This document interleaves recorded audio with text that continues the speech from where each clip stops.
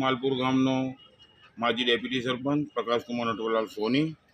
આ માલપુર ગામનો છેલ્લા કેટલાય વર્ષથી મહેશભાઈ સરપંચથી મળીને આજ દિન સુધી એમના વાઇફ જે વહીવટ કરી ત્યાં સુધીમાં કેટલોય અનર્થ થઈ ગયેલો છે। માલપુરમાં જો તો ખાડા ખોદી નાખેલા છે। ભૂતકાળની અંદર માલપુરમાં 16 થી 19 લાખનો ભંગાર બી જૂનો ભંગાર જે વર્ષો જૂનો 50-60 વર્ષ જૂનો ભંગાર પણ વેચી માર્યો છે। એ ભંગાર માટે મેં અરજી કરેલી। એ અરજીના અનુસંધાનમાં મારી પાસે 5 લાખ રૂપિયા લઈને આવ્યા હતા। મેં 5 લાખ આપ્યા, લીધા નહીં। ના લેવા છતાં એમને બ્રહ્મભટ્ટ PSIના પૈસા આપી મારા ઘેર દારૂ મૂકી રેડ પડાવડાવી અને 7 દિવસ હું જેલમાં જઈને આવેલો છું।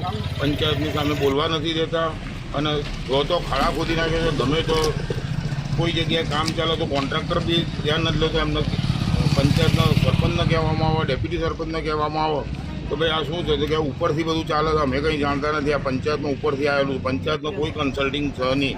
તો ખરેખર આ માલપુરમાં શું ચાલી રહ્યું છે એ કશી ખબર પડતી નથી। હમણાં બી 2 દિવસ પહેલાં બી વોટ્સઅપ ઉપર આવેલું છે કે 85 લાખ રૂપિયાનો જે કોકરોની જે ગ્રાન્ટ આવેલી છે એમાંથી LED બલ્બ 50 લાખના ભાઈ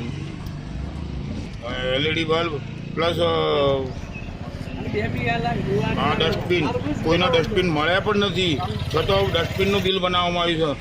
આ રીતે ઘેર બેઠા ડેપ્યુટી સરપંચના જે પિયુષભાઈ છે એમના ઘેર બેઠા વહીવટ થાય છે અને ખરેખર માલપુરની તો દશા હું થવા બેઠી છે।